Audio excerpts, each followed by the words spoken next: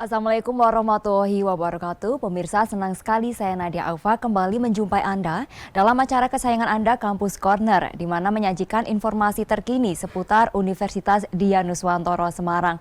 Dan pada kesempatan kali ini, Kampus Corner hadir dengan RMIK Udinus, pilihan tepat kembangkan ilmu demi masa depan. Telah hadir bersama saya Ketua Program Studi RMIK D3 Udinus, Dr. Zainal Sugianto, MKes. Selamat siang, Dokter. Selamat siang. Bagaimana kabarnya? Baik ya, terima kasih. Jadi saya Dr. Zainal Sugianto MKes sebagai Ketua Program Studi, senang sekali pada kesempatan acara Kampus Corner ya. Pada kesempatan ini akan memperkenalkan program studi D3 Reka Medis sebagai pilihan untuk masa depan gitu. Oke. Itu, Pak. Dan tentunya salah satu mahasiswi Reka Medis Udinus, Nandira Putri Azalia. Selamat siang Mbak Dira. Halo, selamat siang. Gimana nih? Nervous? Agak nervous ya? Santai aja, nggak apa. Gimana kabarnya siang hari ini? Alhamdulillah baik. Alhamdulillah baik ya. Oke, langsung saja ya ke Dokter Zainal.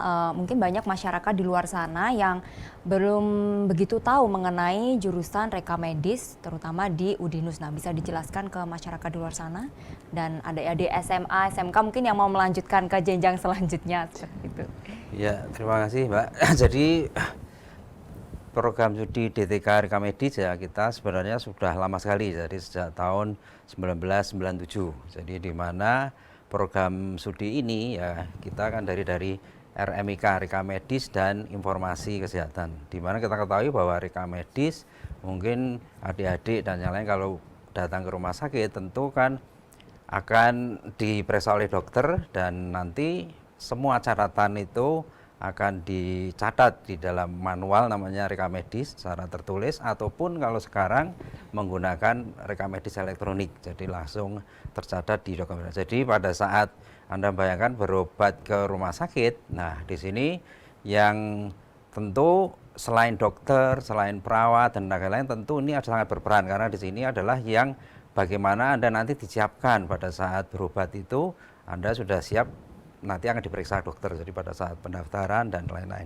Jadi di sini mereka itu sebenarnya adalah berkompetensi di bidang pelayanan tadi ada Reka Medis dan Informasi Kesehatan, di mana yang mungkin yang tidak dimiliki oleh kompetensi lain. Yang pertama adalah mereka sebagai kompetensi clinical coder. Jadi clinical coder ini adalah mereka diajari suatu klasifikasi ya, bagaimana mengkode bahwa di dunia internasional WHO itu mengeluarkan ada namanya ICD 10 dan ICD ada 9, di mana merupakan kesepakatan internasional bagaimana mengubah diagnosis penyakit yang dibuat dokter menjadi suatu alfanumerik, jadi abjad dan ini dipakai untuk apa? Pelaporan, kemudian juga tentu pada saat kalau kita sekarang pelayanan BPJS itu ya salah satunya bahwa koder di sini ini kan akan merubah diagnosa koder tadi kemudian dimasukkan ke sistem namanya INASIBISIS, jadi suatu sistem nasional dan nanti baru akan keluar biaya begitu. Jadi ini memang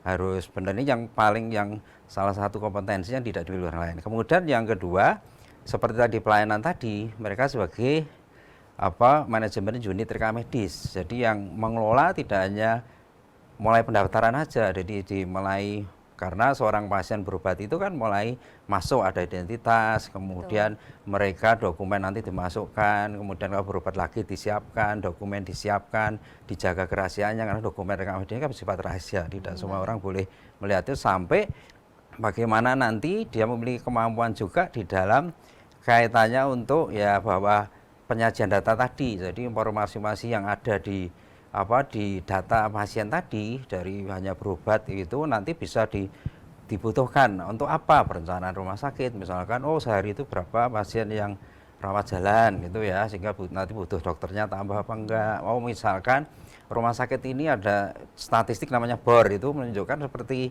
kalau di bank hotel itu seperti hunian, jadi berapa persen ya. Jadi kalau semakin tinggi datanya, berarti rumah sakit nanti bisa untung dah. Itu untuk perencanaan dan lain. Artinya itu kompetensi yang mereka dapatkan gitu, yang nanti mungkin mereka akan bekerja baik di pelayanan kesehatan, baik rumah sakit, puskesmas, asuransi, juga ya gitu perusahaan itu yang di bidang untuk kesehatan gitu. Jadi tidak kontak langsung dengan pasien, tapi Pasien, mengelola tadi Jadi di belakang gitu ya Pak. Iya, dan Tapi salah satu yang penting juga nih Pak, berarti rekam medis di bidang ya kesehatan. betul ya, karena rekam medis tadi memang salah satu kunci tadi, karena semua data di rumah sakit sebenarnya intinya mulai dari rekam medis itu. Jadi mereka yang mengelola karena sumbernya dari situ. Ya, Berperan itu mungkin penting yang perlu berarti ya, Pak, ya diketahui sampai nanti BPJS kalau nggak keluar biaya itu kan rumah sakit juga harus. Jadi tergantung kode tadi yang dimasukkan berhasil nggak nanti ke inasi bisnis, karena itu tingkatnya ke nasional BPJS, nanti baru keluar untuk pasien misalkan operasi seksio ini